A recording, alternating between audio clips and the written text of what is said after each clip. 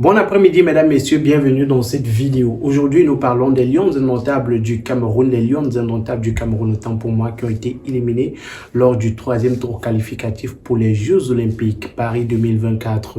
Les Lions indomptables du Cameroun ont été éliminés par le Nigeria 1-0 après avoir fait le match nul 0-0 ici même à Douala au Cameroun. Nous analysons cette rencontre-là avec Yannick Reno. Bonsoir Yannick Reno. Bonsoir mon cher Magique et bonsoir également à tous les abonnés. Un fait de jeu qui a marqué les esprits pendant cette rencontre-là, c'est bien sûr le carton rouge qui a été donné à une joueuse camerounaise alors qu'on s'acheminait déjà vers la fin de la rencontre. Oui, un carton rouge pour le moins curieux parce qu'il survient après une action plus ou moins rocambolesque également.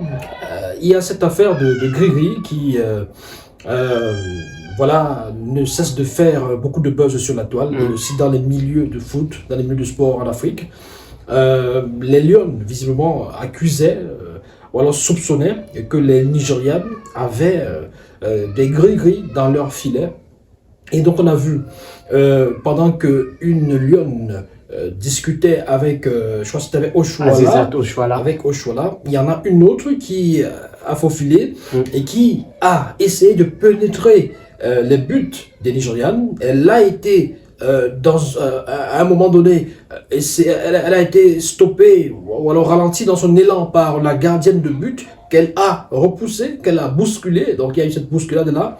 La gardienne s'est retrouvée au sol et donc la joueuse s'est retrouvée dans les buts, dans les filets des Nigérians, certainement pour ôter, pour enlever ce qu'elle estimait être des écorces ou alors des gris-gris qui, d'après peut-être ses idées, empêchait aux Lions de marquer des buts, de rater des occasions inhabituelles. Je veux dire, donc, il y a cette action-là et l'arbitre qui est donc intervenu pour... et là, il faut noter qu'on n'a pas regardé la VAR, parce que ce n'était pas un match qui était soumis voilà, donc à la VAR. Donc, du coup, l'arbitre qui n'a pas consulté la VAR a sanctionné la joueuse camerounaise d'un carton rouge parce qu'elle a bousculé, donc d'après l'arbitre, elle a bousculé la gardienne nigériane. Même si elle la bouscule pas sur les images que nos abonnés peuvent voir sur oui, mais il y a un contact, contact entre les deux. Et on peut dire que la gardienne nigériane joue très bien le jeu, elle joue bien la comédie, c'est-à-dire qu'elle se couche et elle fait semblant d'avoir reçu un coup, elle fait semblant d'avoir des douleurs. Suite à cette bousculade, suite à cette action. Et on l'a vu après que le Nigeria ait marqué, elle a pratiquement fini la rencontre au sol. Ben oui, donc c'est ça aussi. Les matchs, vous savez, les matchs ne se gagnent pas seulement avec le talent, ça se gagne également avec l'expérience, avec la ruse, avec le métier.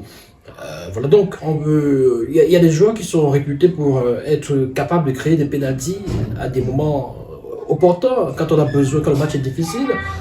On peut compter sur eux pour susciter ou provoquer une action litigieuse ou de pénalty. Donc, c'est ça également la maturité, l'expérience de certaines compétitions. Donc, elles ont réussi à amener l'arbitre à donner ce carton rouge à la joueuse camerounaise. Donc, voilà. Alors, dans cette action et ce match-là, ce carton rouge de l'arbitre qui remet au goût du jour cette problématique des gris-gris dans les stades, des gris-gris lors des matchs. Est-ce que les gris-gris influencent véritablement sur les scores, sur l'issue des matchs? Je suis en train de me poser des questions. Et voilà, c'est assez drôle quand même. Il faut dire que concernant cette affaire de gris-gris pendant cette rencontre, on a deux versions. Les Nigérians de leur côté disent que les Camerounaises avaient le perce-goal, comme on appelle communément au Cameroun et dans beaucoup de pays, qu'elles voulaient mettre dans les goals des Nigérianes, et c'est ce que Assissat Oshuala et la gardienne nigériane ont empêché. Et du côté des Camerounais, on dit que ce sont les Nigérianes qui avaient le gris-gris, que les Camerounaises voulaient retirer des goals. Alors, ces différentes versions sont toutes les deux assez, moi j'ai envie de dire, hilarantes. C'est risible. J'ai failli dire ridicule, mais... alors, c'est ridicule pourquoi? Parce que aujourd'hui, le football, je pense que nous sommes en 2024 et Le football a différentes dimensions. C'est bien vrai que la dimension métaphysique et spirituelle également, ça compte.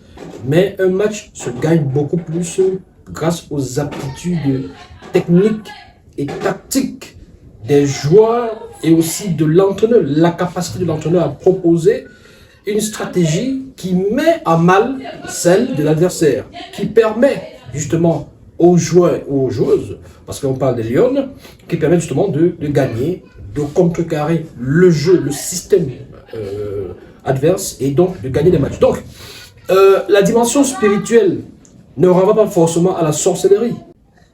La spiritualité n'est pas qu'une question d'écorce, une question de sorcellerie. La spiritualité, ça renvoie aussi à la religion, à la foi, parce que généralement, vous voyez des joueurs qui, pour bien se préparer, ont besoin d'aller à l'église, ont besoin d'aller voir des pasteurs. Ont aussi besoin parfois d'aller chercher des grégris. Il y en a. Est-ce qu'on va nier l'existence des grégris dans le football? C'est pourquoi je dis que la spiritualité n'est pas une question de sorcellerie, forcément. Parce que la spiritualité, pour beaucoup de joueurs, beaucoup de sportifs, vous voyez des joueurs qui, pour entrer au stade, ils font des signes de croix, ils font des signes, ou alors, quand vous êtes des musulmans, ils lèvent des bras au ciel pour peut-être prier Allah, pour que Allah lui donne la foi ou alors la force nécessaire afin de pouvoir bien jouer et même de marquer des buts. Donc, ce n'est pas qu'une affaire de gris ou d'écorce ou de sorcellerie. Non. Maintenant, pourquoi est-ce qu'en Afrique, on pense que c'est avec ces écorces-là qu'on gagne des matchs? C'est quand même assez curieux. C'est quand même assez curieux. Parce qu'aujourd'hui, on ne peut pas me dire que les nations qui gagnent la plupart des compétitions, notamment la Coupe d'Afrique des Nations ou le CHAN, etc., sont les nations qui sont les mieux préparées sur le plan mystique, sur le plan de la sorcellerie. Je suis désolé. Ce n'est pas grâce à ces gréeries-là qu'on gagne forcément des matchs. Donc, voir les Lions croire à ce type de choses, c'est quand même donner l'impression que l'équipe nationale des Lions a un tout petit peu régressé quelque part dans sa mentalité. Mais est-ce qu'étant africain, on peut nier l'existence de ces gris-gris-là? Ce que je suis en train de dire, c'est que les écorces, les gris-gris, la sorcellerie, beaucoup d'équipes, beaucoup de joueurs africains y ont recours. Mais là n'est pas la question. Quel est le rôle, quel est le véritable impact de ces gris-gris, de ces écorces lors des matchs, sur des résultats et sur des compétitions? Je ne pense pas qu'il y a... Mais en Côte d'Ivoire, on a Aziz 47 qui est un spiritualiste, un grand spiritualiste, qui dit que c'est grâce à lui que l'équipe de Côte d'Ivoire a gagné la Coupe d'Afrique des Nations. Ben écoutez, ça reste à prouver, ça reste à démontrer. Il faudrait peut-être que la prochaine Coupe d'Afrique des Nations en 2027 au Maroc, que grâce à lui, la Côte d'Ivoire puisse encore la gagner. Et il faudrait qu'il nous dise si en 2015, la Côte d'Ivoire a gagné parce qu'il a fait ses pratiques de sorcellerie. Il faudrait qu'il nous dise pourquoi est-ce qu'au Cameroun en 2022, pour la Coupe d'Afrique 2021, la Côte d'Ivoire est sortie, je crois que c'était en 8e de finale. Elle n'est pas allée plus loin que ça, sortie par l'Égypte, et en plus au tir au but. Donc, c'est des choses, une fois que quelqu'un fait le buzz et vous dit que c'est grâce à lui, ça a l'air crédible, parce qu'il a toutes les preuves, parce que, voilà, il a toutes les références, il est suivi, il est écouté, le hasard aussi fait des choses, mais c'est des choses qui ne sont pas répétitives, malheureusement. C'est-à-dire que le même bonhomme qui vous dit que c'est grâce à lui que la Côte d'Ivoire a gagné la Coupe d'Afrique 2023, disputée récemment, ne sera pas capable de faire gagner la Côte d'Ivoire en 2025 au Maroc. Donc, ça reste à démontrer. D'ailleurs, on se rappelle qu'en 2021, au Cameroun, il y a eu un fait assez curieux qui s'est déroulé. Le match d'ouverture entre le Cameroun et le Zimbabwe pour le CHAN 2020, il me semble, juste en 2021. Les Zimbabwéens, le coach, il y a une image qui a fait le tour de la toile. Le coach zimbabwéen, un expatrié, donc voilà, on ne pourrait pas dire un blanc, un occidental, il avait pris une photo avec une chauve-souris morte, trouvée dans le rond central du stade. Avant le match, avant le coup d'envoi du match, il avait fait une photo et ça avait fait le tour de la toile. Donc, il accusait, et à travers lui, donc l'équipe nationale de Zimbabwe accusait le Cameroun de pratiques de sorcellerie. Est-ce que c'est grâce à ça que le Cameroun a gagné le Zimbabwe sur le score de 1-0? Est-ce qu'il y avait même déjà pratique de sorcellerie? Bon, qu'est-ce que la chauve-souris faisait donc dans le rond central à quelques minutes du match? On peut quand même se poser la question. C'était pas dans la nuit, c'est-à-dire. Peut-être elle est morte. C'était pas très tôt le matin. Il y a des possibilités. Il y a des possibilités. Vous savez, les stades sont entretenus. Les stades sont aménagés. Les stades sont passés au pain feu avant des matchs. C'est-à-dire qu'avant un match, il y a quand même des gens qui s'occupent du stade, qui viennent essayer voilà, d'arroser, de faire un certain nombre de choses. Et je vous parle du rond central, c'est-à-dire qu'au rond central, au milieu, le cercle là, au milieu, où on donne le coup d'envoi, c'est là où la chauve-souris se trouvait, une chauve-souris morte. Donc, il fallait se poser des questions. D'ailleurs, la CAF avait ouvert une enquête sur cette affaire-là. La CAF avait déjà fait savoir que la sorcellerie ne relève pas de son domaine. Donc, la CAF n'intervient pas sur des sujets de sorcellerie. La CAF intervient au niveau du football. Mais elle va quand même essayer de faire une enquête sur cette action, sur ce fait de jeu-là. Donc, maintenant, si on estime que c'était la sorcellerie et qui a permis justement, cette sorcellerie-là qui a permis au Cameroun de gagner ce match d'ouverture, 1-0 sur le Zimbabwe, pourquoi est-ce que le Cameroun a perdu face au Maroc 4-0? Peut-être les Marocains étaient Pourquoi plus est-ce forts que le Cameroun avait spirituellement. perdu en phase de poule contre la Guinée? Peut-être qu'ils étaient plus forts spirituellement. Ben écoutez, donc vous comprenez que cette affaire de sorcellerie, ça dépend, c'est relatif. Est-ce que ça permet vraiment de gagner? Est-ce que ça permet de marquer des buts? Est-ce que ces affaires de perce goal là permettent véritablement de percer les goals? J'en doute, j'en doute.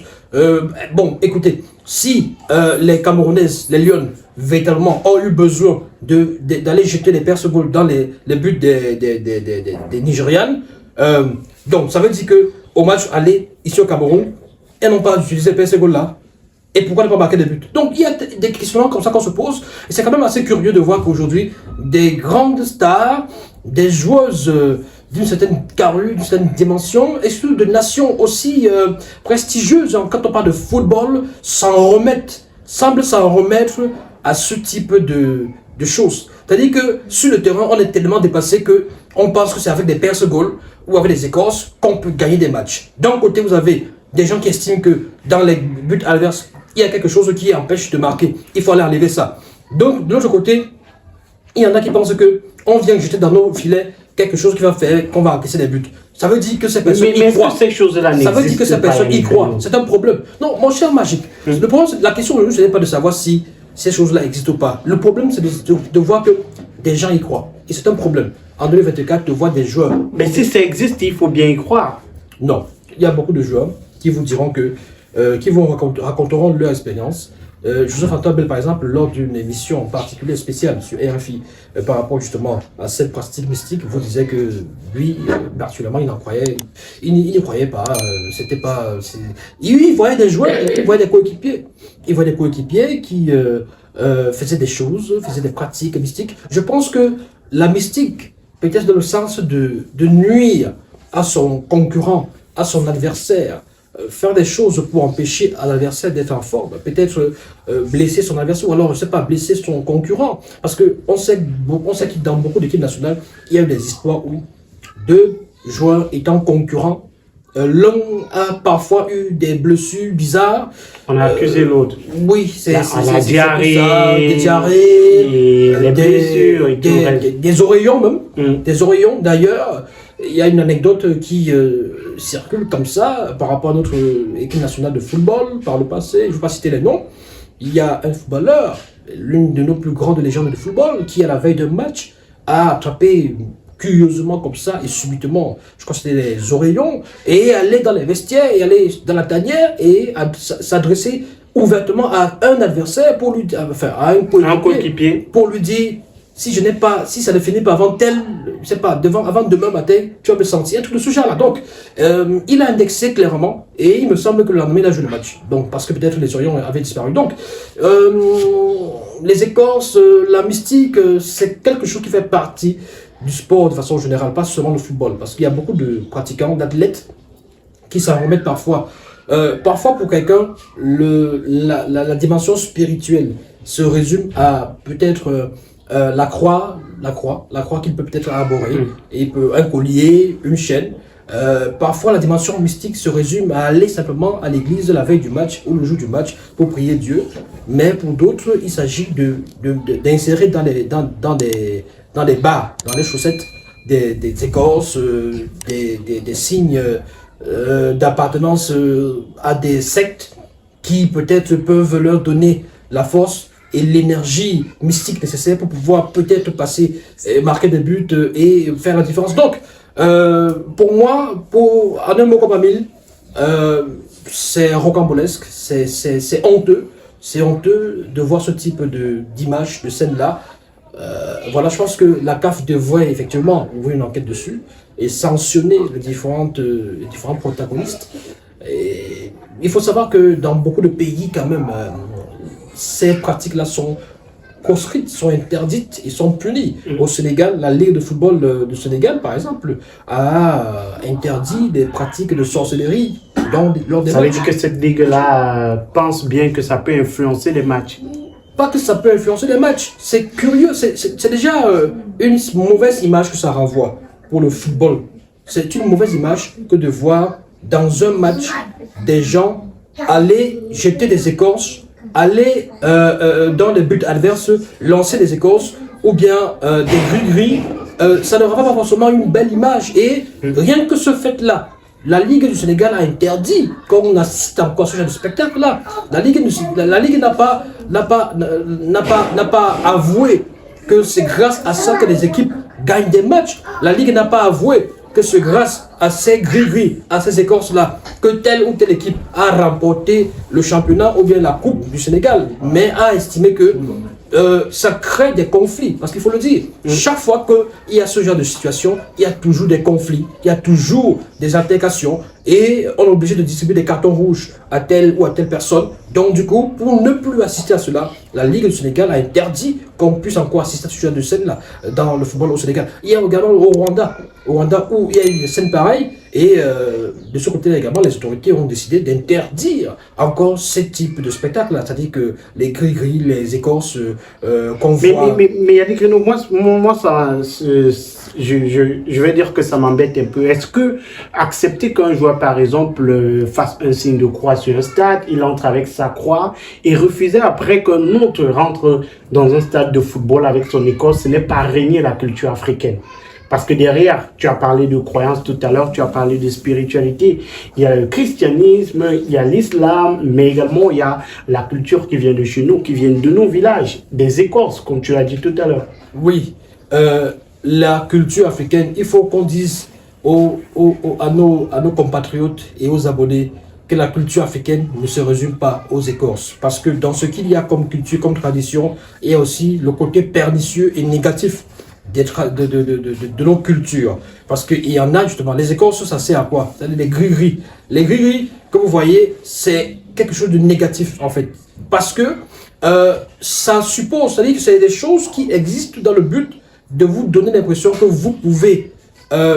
c'est pour, j'ai envie de dire, faciliter ou alors encourager la facilité. Toujours comme la religion aussi. Non, la religion c'est la foi, la religion c'est la protection, c'est vous donner la force nécessaire pour pouvoir surmonter des épreuves. C'est pareil avec... C'est ce qu'on appelle la foi. Quand on parle de gris, il s'agit déjà d'encourager la facilité, de dire que vous n'avez pas besoin de vous entraîner. Parce qu'il faut comprendre l'implication de ces choses-là. C'est-à-dire qu'il y a des gens qui préfèrent parfois ne pas s'entraîner. Parce qu'ils estiment qu'ils vont gagner un match grâce au marabout. Dans des championnats, même le nôtre, le championnat camerounais, par le passé, beaucoup de personnes étaient encore jeunes à l'époque. Nous avons vu des scènes, quand on regardait encore foot ou le sport parade sur la CRTV, il y avait souvent des scènes comme ça, rocambolesques, des problèmes. Parce que dans la nuit, pour préparer des matchs, certaines équipes allaient faire appel à des marabouts. Et on voit, ça passait à on en parlait. Des équipes allaient voir des marabouts ou des préparateurs, ils appelaient ça comment? Préparateurs physiques, non pas psychologiques, préparateurs. Donc, qui venaient pendant, je veux dire, à la veille des matchs pour faire des incantations, tout ça là. D'ailleurs, récemment, dans le championnat de football du Cameroun, première division, on a vu comment des joueurs ne voulaient pas entrer tous. C'est-à-dire que le 11 entrant, les 11 ne voulaient pas entrer au stade parce que d'autres restaient derrière. Ils disaient, ils ne veulent pas entrer avant les adversaires. Il fallait d'abord que les adversaires entrent tous au stade avant qu'eux ils puissent entrer. Parce que c'est des recommandations des sorciers, des marabouts, qui leur ont fait comprendre que c'est avec ça qu'ils peuvent gagner des matchs. Donc, c'est quand même assez curieux qu'aujourd'hui on soit encore dans ce genre de choses-là. Je pense que c'est des choses que la CAF doit véritablement combattre et interdire, punir sévèrement. Merci Yannick Renaud. Je vous en prie. On se donne rendez-vous très prochainement. On dit merci à Enio pour la belle lumière, le bel éclairage qu'il nous donne en cette journée de tournage. C'est un peu compliqué, vous avez pu le remarquer, le studio est obligé d'être ouvert avec les bruits tout autour et tout, parce qu'on n'a pas d'éclairage, on n'a pas de lumière. Donc merci à tous de nous avoir regardés. N'hésitez surtout pas à liker, commenter et abonnez-vous si vous êtes nouveau.